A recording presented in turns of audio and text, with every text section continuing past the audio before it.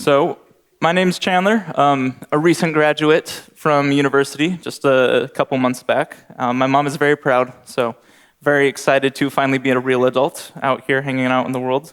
My first time to Sweden, obviously, so a lot of my camera roll looks like that, me making the same face as I walk around Gothenburg going, oh wow, building, beautiful park, I love it. But it's good stuff. It's very fun to be here. I'm a senior consultant at a company called Coalfire. I do a lot of work in dark web monitoring, threat intelligence, and some threat hunts for different clients and customers. So that's a bit of my background in cybersecurity, and I love speaking. I really enjoy it. You can see me giving a briefing at the Pentagon this past December. That's actually a lie. Well, that's two lies. I don't love speaking. That was the first lie. I just like coming to conferences and meeting cool people and cool friends. And the second lie is that's not a real briefing. It is the Pentagon, but those are just my friends pretending to let me give them a little briefing. So you meet really cool people in cybersecurity, and it's one of my favorite things. They let you do dorky stuff in important military buildings. So that's a bit about me and my background.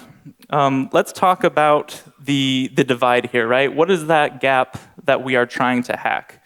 What is the goal here? For large enterprises, right, they have dedicated threat intel teams. They've got big budgets. They've got advanced tools. Whereas, the smaller organizations, they're working with, little or no full-time CTI staff, minimal budgets. So like you see, the big FAANG companies, you got your CrowdStrike, your Microsoft, your Google, your Apple.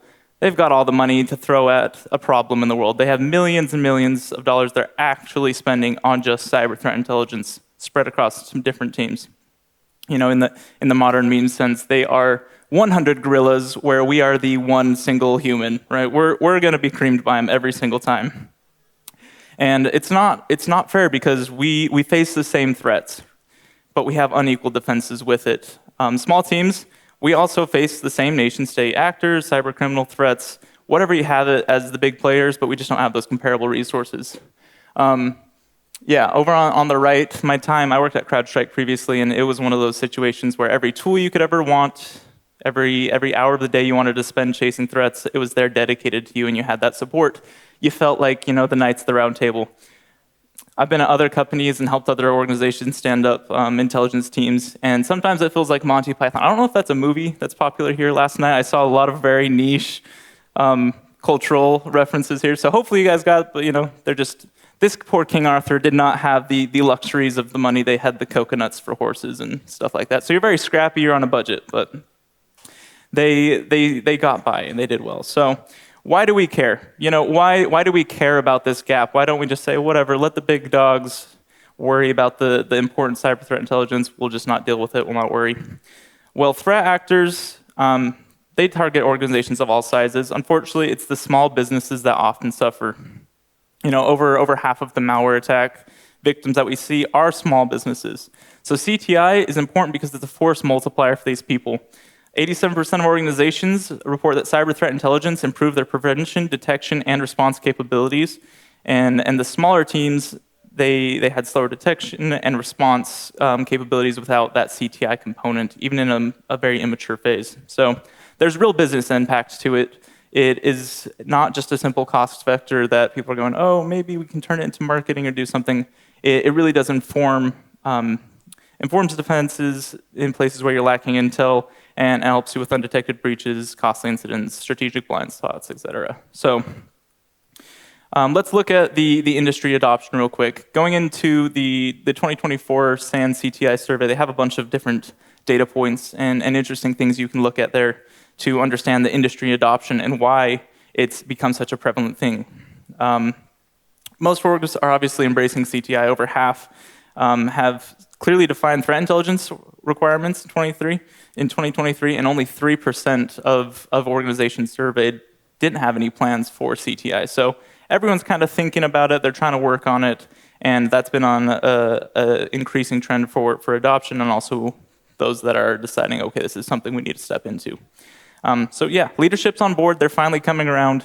Over half the execs are getting behind it, and it's not just this boardroom topic anymore that is kind of brought up once in a while. There is real measurable effect from having actionable cyber threat intelligence at your organization. at an organizational level, not just industry-wide. So it's not just a nice-to-have thing, and a lot of people that didn't early adopt the CTI hype train as it came through, they're starting to find ways to try and catch up and have this capability. So value add-wise, go down that list and read them. I can't count higher than 10, but it looks like a lot. There are so many different uses in your organization for cyber threat intelligence, and it hits on a lot of the big ones, but it just provides context and background and understanding. When you look at what intelligence is used for, it's both used for, okay, let's give context and understanding for what we're trying to look at and understand in our environment, or perhaps something that you need to be looking for and you're missing. It helps with visibility and also hunting. It's kind of the sides of the same coin, and it's used across multiple security postures and disciplines within the organization. So what kind of data do these important people want to know about? These C-suite people, the people that go, okay, I'm buying in, cyber threat intelligence sounds important, give me all of it, right? They're sitting there going, I want to know the dark web, I want to know all the social media posts, I want to know the sentiment analysis. I want to know, just what leaked credentials are out there. I want to know where we're sitting at right now with our partners in the industry, with people that we're up against. What are they seeing? What are they knowing? Like, if they're going to do it, they want it all, and they have a grocery list so long that it'd probably scare most people to death if you're just approaching this for the first time. And that's really the big first problem that we come to as a challenge for small CTI teams, is there's so much demand here, but we aren't getting any of that resource and support off the bat. Sometimes we go, how do we go about this? We don't have the experience, maybe we don't have the management buy-in that we need, and maybe we just don't have the budget, the resources and funding, if you're a very small team and this is just a partial implementation that you're rolling out. So yeah, limited budget, obviously, probably the number one inhibitor to an effective CTI team. Small orgs, they really struggle to find the ability to afford those commercial intel feeds, right? They seem really good. These big vendors are always putting out these amazing reports, but they charge a lot of money for it. And you're going, okay, what is the value add? Are we going to get our bang for the buck out of this? Skills gap, that's another thing. These organizations invest so much money into training and analysts and programs to really refine that and try and produce that high quality actionable intelligence. But for a company that just needs to do this for themselves, sometimes you're kind of at a loss for how are we going to do that? Maybe we're splitting roles. Are we still being able to juggle our regular responsibilities and duties and kind of add in this aspect of cyber threat intelligence to improve our defenses? It's a lot of give and trade, as well as there's just different tools for cyber threat intelligence that you might not be familiar with, different processes, automation, all the things that kind of stack up behind that. And of course, management buy-in. I've said it once, I've said it 1,000 times, this is always the one that it comes right back around to, because management are the people that give you the time and the resources, people and people and money to accomplish this. So it's a really difficult situation to be in for our small teams. So pivoting a little bit into what we're doing here. What is the mission? I was a little inspired by the fun quiz game that we did last night and all the different task force and stuff. So now we're going Mission Impossible theme, because sometimes it feels like an impossible mission to hack the gap in CTI, to overcome this divide between a small player and what the big companies are able to do. So with every good mission, we have our goal. And our goal is to empower the small security teams to achieve impactful and high-quality CTI without those FAANG level resources, right? If the answer was just spend more money and have more people, well, then everyone would do it. But that's not plausible. That's not a possibility. So we're going to cover a few key strategies, how to bridge that gap, optimizing and getting good at open source intelligence information, how to do that in an effective way. Super, super important, because it's kind of like that free one out there if you can do it right. Automation, how to kind of scale it up and gather that intel and kind of punch above your weight. Turning data into actionable insights. This is just what processes do you put in place, what kind of frameworks and methodologies are you using to make sure that you are ending up with good quality intel that leads to action and drives that within your organization. And then fostering collaboration. I mean, at the end of the day, internally or externally, wherever you're doing this, you share that intelligence, you share that work to multiply your capabilities. So we're starting at the beginning, the super simple. just what is CTI, right? CTI, I mean, it was that cool word for a while back for CISOs, before LinkedIn came all about the whole AI train and all that hype. People were all talking about CTI, and it was kind of the new buzzword. It's really simple. CTI defined is analyzed information about adversaries that informs cybersecurity decision making, right? It's not just raw data. CTI it's not feeds, it's not IPs, it's not these fancy reports on APTs.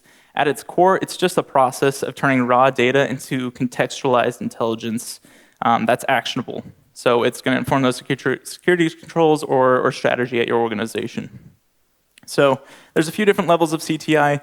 You can think strategic, this is the big picture, C-suite kind of level informative stuff. There's operational, where you're kind of studying different campaigns or activity and clusters in the industry. And there's also just tactical, simple intelligence that's like IOCs and different technical data that you can feed into tools or give to your security analysts to be on the lookout for as they're working. And we have to kind of cover all three of these fields as a small organization, and it's a lot. It's a lot to do, but if you're focusing on the quality of your intelligence, it's a very natural flow to be able to produce these three different subtypes of intelligence, or to meet these three stakeholders' needs. So, starting with the big picture, this is the whole goal of CTI right here. This is one of those diagrams. You've probably seen 5 of them throughout this conference and 5,000 throughout your life. Everyone wants to make a new diagram for something. The whole goal is it's a big cycle that you just try to go through, right? Again and again, you'd go through this cycle to refine the work that you're doing and evaluate that process and continue to build on it and produce effective results. So the cycle starts with direction. This is the intelligence cycle, foundational thing, whatever. It starts with planning and direction. So you're going to define the requirements and policy priorities, right? What do we need to know? What do we need to know? That's the bottom line, honestly. It doesn't get much deeper than that. You structure it from there. After that, you're going to start thinking about the collection. You're gathering the information, logs, open source stuff, threat feeds, interviews, whatever it's going to be that you're pulling together. And you can take this data that's relevant to the requirements and answer questions that are posed in the correct direction for that initial plan, right? For your initial direction kind of thing. You don't want to just start, okay, let's pull in anything and everything. You're going to end up with a whole mess of data. Processing, that step's super simple. It's, okay, we have this mountain of data. How are we going to clean it, organize it, enrich it, and kind of structure it in a way that's usable for us? What format is that? What's it going to look like? At the end of the day, this is all about what's the easy use for this data, from an analysis perspective, and how can we turn this into something that's useful for us. This is probably one of the toughest steps of this entire process for different companies, is the processing of the data. It's really easy to get a bunch of stuff in, but it's really hard to make sure that you do that well. So there's a lot of different competing solutions in the security space. Nobody's really solved the problem. Certs, SMIFs, threat connectors, threat quotient. There's 100 companies out there doing it, and there's homegrown solutions too. It's hard. It's still just data at this point though, and it's not yet intelligence. So moving on through the rest of the analysis, obviously that's where the analyst is going to start interpreting that data, trying to derive meaning and produce intelligence outputs. Dissemination, share that finished intelligence with the right people, right? Get it into the hands of the people that need it, your SOC analysts, your management, whoever the end goal is there. And it can take many different forms, from reports to just simple lists or dashboards or whatever you be. And feedback is a very important step that some people like to skip. And that's where you sit there and you sit down with the SOC analyst that got that list, you sit down with the management who are reading that report, and you make sure that they're actually getting value from it, and where you're missing the missing the goal, missing the target, you get feedback on what you need to do to improve next time, so you can make this more useful and more effective going forward. The last thing you want to do is just sit here and be this machine that turns out, frustrating to use or broken or incomplete intelligence that people sit there and go, okay, what are we wasting time on this for? It's like a broken record. They never change. They never work with us. So that's the intelligence cycle. That's kind of the first basic thing. The other last basic thing for cyber threat intelligence that we'll kind of talk to so everyone's on the same page and there's not weird references or jargon I'm making are are models. So why do we talk about basic models in cyber threat intelligence? Well, it comes down to understanding. It's about understanding the mindset of a cyber threat intelligence analyst and how they try to communicate what they are seeing. Models are just an attempt to kind of standardize it. Not that we've done very well in the industry, honestly. I mean, just look at the naming taxonomy problems alone. We're a whole mess of different opinions and different stances there. But models are a way for them to try and communicate better. So you step through models and you kind of approach it in that way. So that way, no matter who's in the room, who's reading your intelligence report, it's in a standardized way that they can kind of process and understand it. So this is one of my favorite quotes from Scott Roberts. He's my mentor and the person that kind of made me go to cybersecurity, forced me into cybersecurity. I don't know. Without him, I would not be doing cybersecurity. I'd probably be happy living in a blissful world somewhere else on a beach. But he says all models are wrong, some are useful.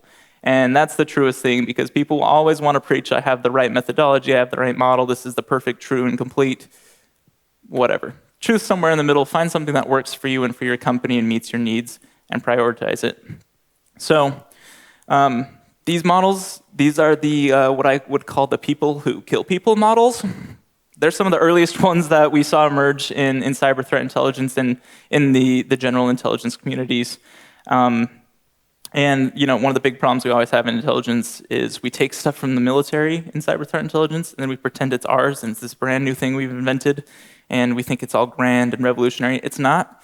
It's military people were killing people, and they found out, okay, if we can get through our objectives as fast as possible, we win. If we can, go through our loop as fast as possible, faster than the enemy, the adversary, we win.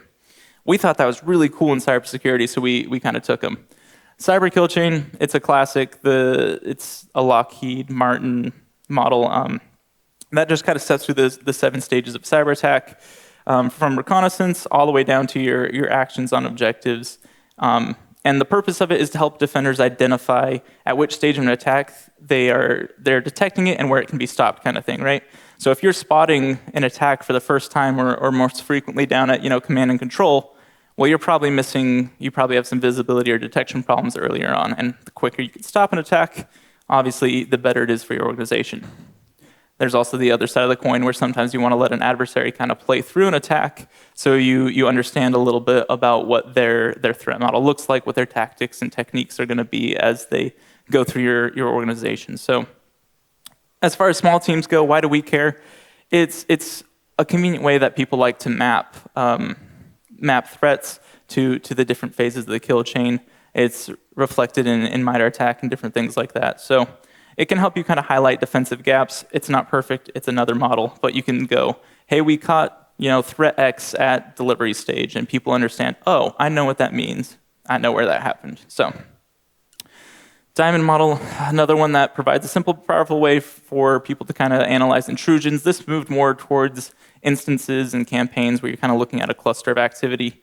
It's a really simple thing where you could just kind of use it to help frame and piece together the puzzle. You have adversaries and victims, and opposing the other side, you have the capability and the infrastructure. So how that attack or what you witnessed took place, and it can help you do a little bit of edge analysis to connect the dots there. So it's a relationship-based model, and it helps you just kind of find those links and then break it down. So it's really good for incidents analysis. Not great for a lot of long-term stuff, because with every incident, someone might change their infrastructure, with their capability, what malware is used, what backdoor dropper, whatever it may be. It's not super. I guess it doesn't stretch a lot larger than campaigns and incidents. So probably the most popular one that you see a lot of industry people using and moving towards and talking about is the TTPs, right? MITRE ATT&CK, TTPs, tactics, techniques, procedures. They throw it in every report, they make a heat map, they do whatever they want to do with it. That helps people go, okay, once again, what phase is it in? What kind of happened? What kind of sub-techniques? We're talking the same language here about what we're seeing in our environment. So it's a super cool and super important database. MITRE does a lot of good work for trying to standardize things.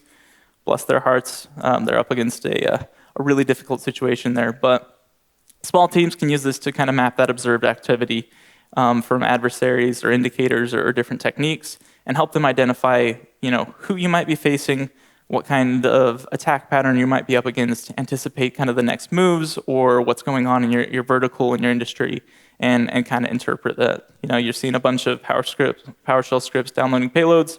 You can map it to X technique, understand that, okay, it's under execution. Who else is dealing with this right now? What are they seeing? Who's been on the other side? Who's catching it earlier? What are they doing to find that activity? So those are kind of the easy frameworks that people use to communicate analyst to analyst and kind of share intelligence so people know what we're talking about.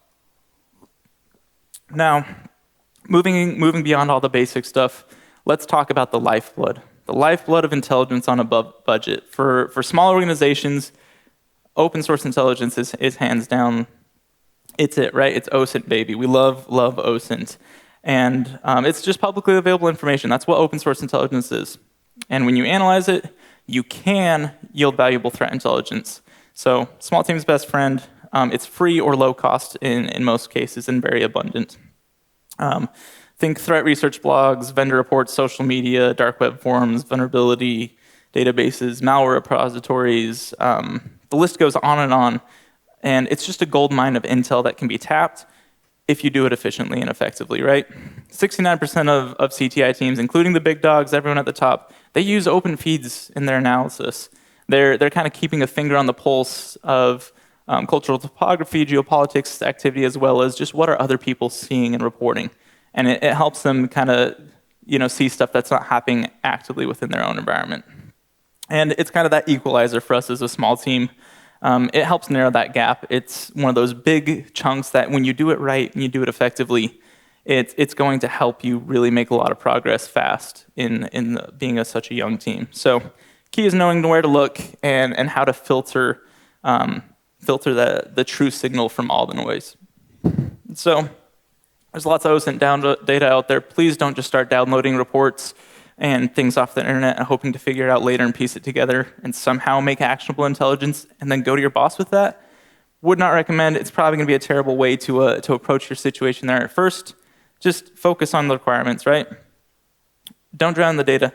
Focus on the requirements. Use your intelligence requirements to kind of guide that collection and find pieces that matter. So like if you're a fintech startup, prioritize OSINT on threats relevant to financial services, right? Relevant CVEs, threat actor groups, targeting finance, whatever's out there. That's the information you're pulling first. That's what you're interested in. And from that, start to build a curated source list. Sources you can trust, they're reliable, and they're good resources and feeds. Industry, ISACs, bulletins, open certs, whatever you can find out there. Bring them together and start having those sources collected so you know what to be monitoring and watching for. Worst thing you can do is lose something, read something, think it's important, and then just tuck it away and expect to remember it later. You're going to have so much brain rot after your 50th whatever intelligence report of the week that you're reading. Just track it, start from the beginning. It makes it much easier. There's a bunch of tools you can use. There's a lot of free tools. Use the free ones to automate the collection and like Spiderfoot or Maltego Community, or if you're doing like internet map, use like Shodan, use Google Dork for all I care to find reports. Use easy ways to start getting this data all kind of aggregated and brought together, and start tracking it. But once you're kind of getting all that mapped out and you're ready to go from there, you need to be worried about the quality of the data, right? It's very easy to flood yourself with a lot of garbage data, and then you're doing a lot of sifting. It's much easier to be selective up front in what data you're starting to pull in. That way you're not spending a lot of time, wasting a lot of time, frankly, parsing data that's not useful. So, use case example, there's a suspicious domain that appears in your firewall logs. Just you have that domain appearing, you can go out and OSINT it, right? Go out and look against, VirusTotal or Open Threat Exchange reports, DNS, different people that are reporting it, see if anyone has put out in a recent thing to understand, this is tied to a known phishing kit, right? Easy freebie stuff. You don't have to go and do the research yourself to try and figure that out. If somebody's already put it out there and given you the answer, you see multiple people reporting the same thing, it's much easier to get to that deterministic answer for yourself. Crowdsourcing intelligence, super, super important. Just get involved with the intelligence communities. There's a lot of intelligence communities that share threat intel. It's kind of like a fight club kind of thing. You know, you don't talk about it, but there's people across multiple organizations, and when they see something and it's a trusted group, they just put out like a little advisory, like, hey, don't share this out, but you know, watch out for these sets of IPs. Watch out for this kind of activity. We're seeing this kind of stuff. Super, super nice and super easy to get plugged into that kind of thing as like a, hey, trust me, bro, something's going on here. You want to check it out. So get ingrained into that. Validate and enrich your stuff. Not all OSINT is equal, not even close. There's a lot of misinformation out there. So just make sure you cross-verify very critical info before you're making decisions. Enrich your raw indicators with context. Make sure that you're just ensuring that it's quality intel. You know, get rid of false positives, especially if you're getting ready to start handing this off to management or a SOC analyst, like the finished intel phase. So those are important things. Stay mindful of bias. Obviously, there's stuff you should be watching out for. But all of this is important tradecraft as you're starting to drag in the heaps of never-ending data that we call the internet, right? There's so much out there you can tap into. Be cautious, be selective, and you'll quickly see the result or the results of your efforts with open source intelligence. Now, rather than spending your days doing open source intelligence gathering by hand, Googling, looking up, watching the RSS feeds roll in, whatever you're doing to make collections, this is where you start using tools and you start doing things to automate it, right? Especially as a small team. When you're a small team, you're often swamped. You've got other responsibilities. You're juggling this, that, and the other thing. And automation frees up precious time for you to not only do other tasks, but also to focus on the more high-level, intensive, analytical tasks that are required. Like, you're not sitting there manually parsing something. You're not manually downloading it. You can be spending time kind of connecting the dots and doing hybrid-level analysis. So set up automation. It's crucial. Save yourself the time. Save yourself the pain point of just sitting there going through reports. If you don't have a dev, just make an LLM do it for you, right? Like, gaslight them into thinking they're a CTI analyst, and they can write some scraper that's just going to read through a PDF, parse it, and pull out, you know, different indicators, whatever it is. Go online, find any of the free tools you want to do, and start, you know, cobbling together.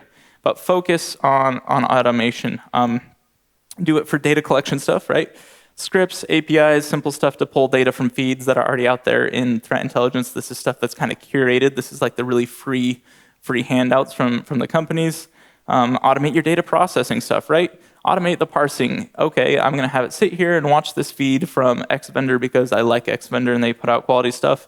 Every time they push a report out there, I'm going to pull it down and automatically parse it and have the data that I'd go in there and pull out manually ready for me. Enrichment stuff, super important. This is where, all right, we're going to get some information in, whether it's hashes or IPs or whatever it is, and we'll just send that out to an API, some simple services that are going to return some added context and information. Is that a known hash associated with malware? Is this a malicious IP that we've seen connected to this kind of campaign, right? You can set up little automations to go and enrich that data. And a lot of these are already bundled into affordable or free tools, right? You do not need expensive SOAR platforms. Just use Python. Like, it's plenty fine, it's super easy. And you can just kind of start setting up this process for yourself. Practical automation, yeah, we've touched on this kind of stuff, right? Threat intelligence feeds, super easy one. IOC triage, that's okay. We have the trusted vendor. We get some IOCs to watch out for. Let's just put those rules into our IPS or IDS to watch out for, or our firewall kind of thing, right?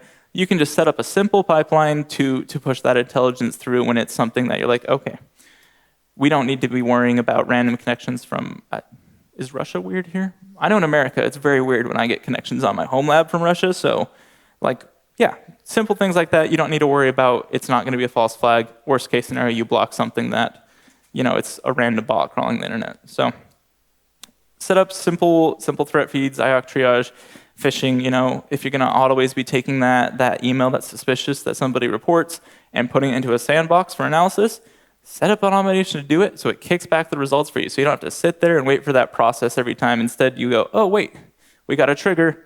This is what I'm looking at, right?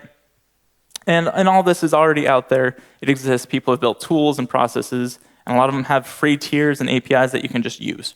And they're happy to just let you use and hit. Don't go over your limits, right? But like, use your resources that are out there. They're abundant. So the data pipelines are open, right? We're now moving through this process. You've got data coming in. It's flowing. You now have just a mountain of data that you're looking at. This is still just data, right? Data is not intelligence.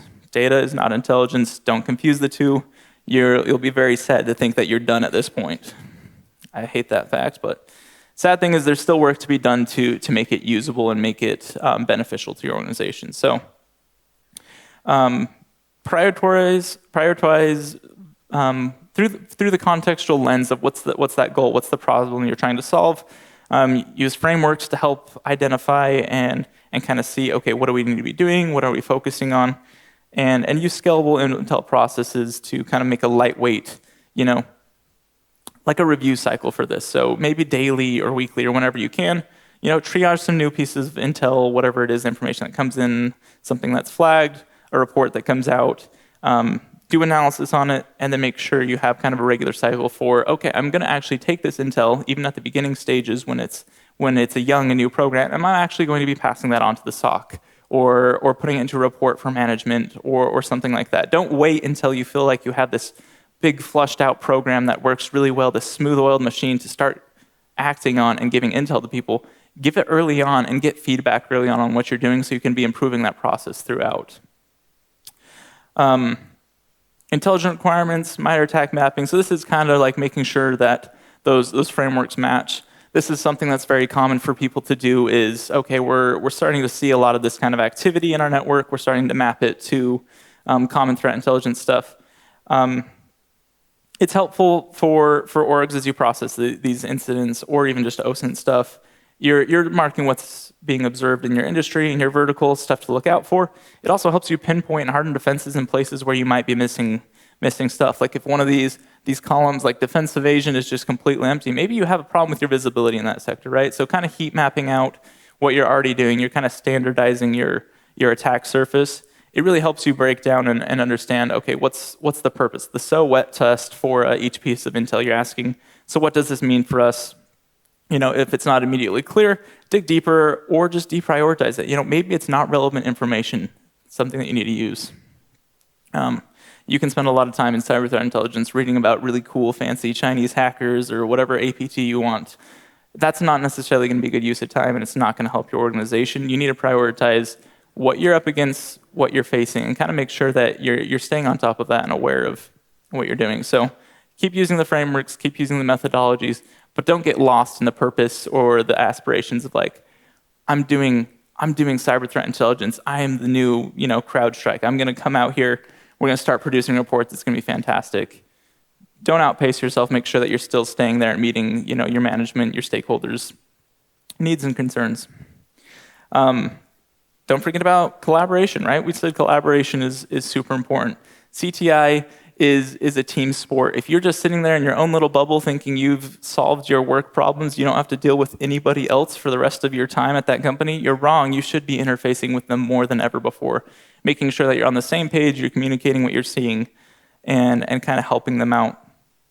Vulnerability management, your SOC, your IR team, whatever it is, make sure that you're kind of stepping through with them what you've got, and going back to your management for that continued buy-in, right?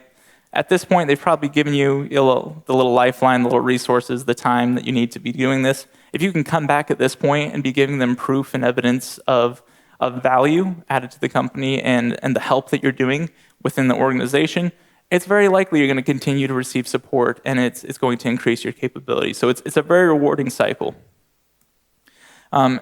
External collaboration is something a lot of people don't talk about, but it's right up there on the dissemination phase. You can also be sharing that information jointly with others.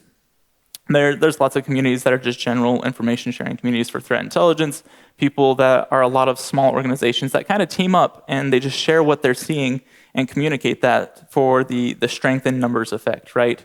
They may not be a company with 100 different analysts working, but across 100 companies, they have a very good team that's able to do that. So join those communities.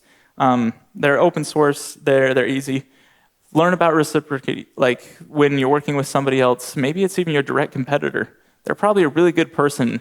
I mean, your marketing teams may not see eye to eye, your sales team or whatever, but if you can work together to understand, hey, we're both in the same sector, what are you guys seeing over there? Are you getting hit? If you guys get hit by a certain kind of attack and they're coming for you, maybe you share that information with them, help them understand what you're seeing so they can better inform their defenses, right? You guys are probably going to be targeted by the same kind of threat actors. You're facing the same kind of difficulties. So work together outside of your own organization to kind of multiply your efforts and be a bigger team than you are. So moving on beyond all of that, why do we choose a CTI platform? Well, honestly, it's because as your intel collection grows, you kind of need a place to store it, to organize it, and to analyze it. And your brain is just never going to be enough.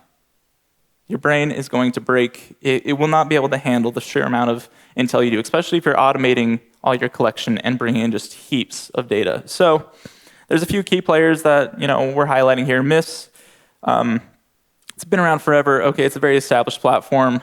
It was really built around sharing IOCs with other people. OpenCTI, it's the newer, kind of sleeker, modern platform. It's got a cool interface, graph database stuff, and it was built to model more complex threat data using sticks and kind of taxi stuff. So that's fun. And then the final one is Synapse. For me, this one's powerful. It's a central intelligence system, and it's gained a lot of traction for its very flexible capabilities. It's very powerful. It's a little less famous than the other two, but for me, it's a game changer. So we're going to jump into these, think about the different data models, their community support, different platforms, kind of see which one might be a good fit for you. But ultimately, you're going to need somewhere to start putting this data, and a Google Doc of Death or an Excel sheet is not going to be the answer that you want to do to be storing all this data that you're pulling in. So the quick and dirty on MIST. It's widely used, it's open source, it's focused on IOC sharing and collaboration, right? It's originally developed for sharing malware indicators, and a lot of certs and ISACs and different people use it. They have their own threat model, so the strengths are it's simple to use, and has a lot of support for it. Trade-off wise, I mean, it's kind of old. The user experience is not very good. It's powerful, but it's very complex to configure to your needs.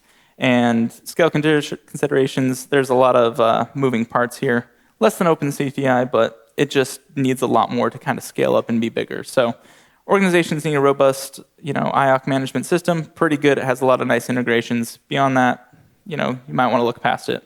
OpenCTI, this was the new kid on the block. It uses new data models that are more depth than what MISP uses.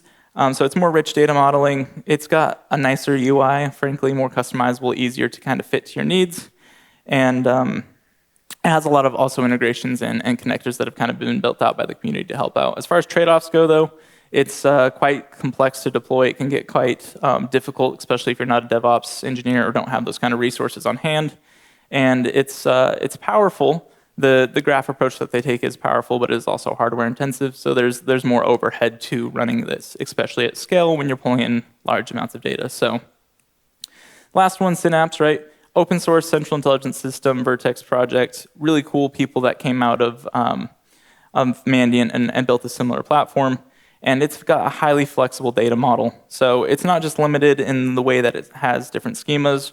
Rather, the cyber threat intelligence you ingest in whatever form it comes in, you're able to kind of tag it and link it together in these complex relationships, which allow really natural analysis for humans. You can use their query language to kind of dig into that data and punch through it and understand it really well. So it's super powerful.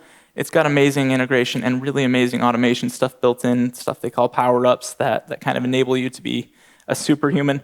Trade-off with it is, it's a steeper learning curve. It's not as simple as some of the other ones, and it's not been around as long. They have a really good supportive Slack community and stuff like that behind it, but it is a little more complex, and the nice user interface and everything you get with it, it's paywalled. It's the enterprise version. The open source version is free, but it's all in the terminal. Not that I think that scares anyone here, but you just have to be a little more complex or comfortable using stuff that's not built for around a GUI. So Synapse is the amazing choice. I mean, long story short, If you want a broad view of threats with a nice UI, OpenCTI gives you a lot. If you're really into having complex intel needs, or you want something that's going to scale well with time, and you're willing to invest a little bit more in learning up front, Synapse is going to be that big payoff, and it works well for that. So as I'm running up on time, we're going to jump through a bunch of this. This is more me preaching about Synapse and how amazing it is.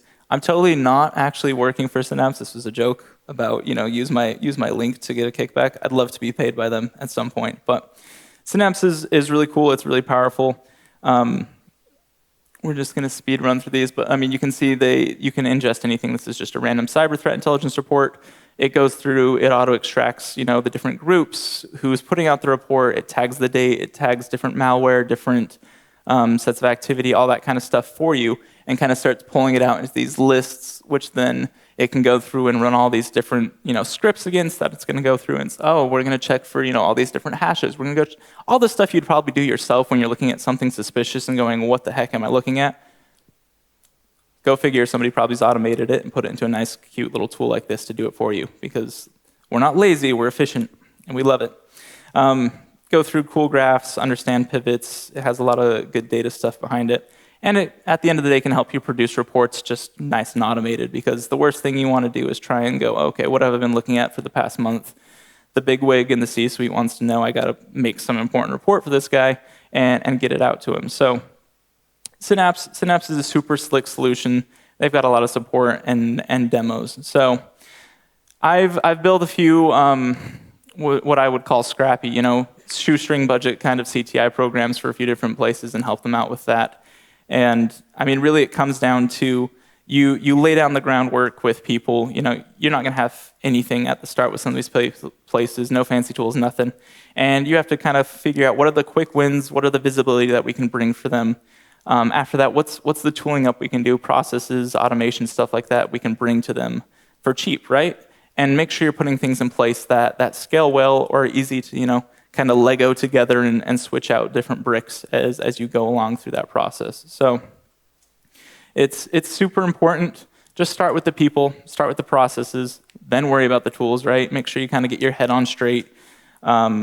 Get those success metrics out early and make sure you're meeting them. Do your best to kind of return that value to the company and the stakeholders and people that are around you. And be cautious about what you're doing. Be pragmatic. You're just a one-man team a lot of the times, or a very small team. Don't get kind of over-ambitious about what you're doing there. So as far as closing out, I don't know if we have time for questions. I was going to take questions, probably not. So final thoughts kind of thing is just remember, maybe I lost it. Nope, yeah. So just leverage what's free at hand. Make sure that you're building an incremental process as you go through this, right? Use your frameworks, use stuff that's common in the industry that people have put out there so you stay organized. You don't want to make this a burden or a hassle for yourself or for anyone else at your organization. At the end of the day, this is supposed to be a value add and something that's enriching and beneficial. So invest in that automation wisely and be very intentional about it. Wow, I put that in there twice. Anyways, so start small, grow forward and grow, all the good things. I'm Chandler McClellan. Thank you once again for having me out here. It's been amazing. Thank you, man. That was great. Thank you. Fantastic talk, I thought. Lots to think about there, and unfortunately, we don't really have time for questions. Went over just a little bit there, and we do need to start tearing down before the venue kicks us all out. But I'm sure you can find Chandler afterwards to answer questions. Perfect.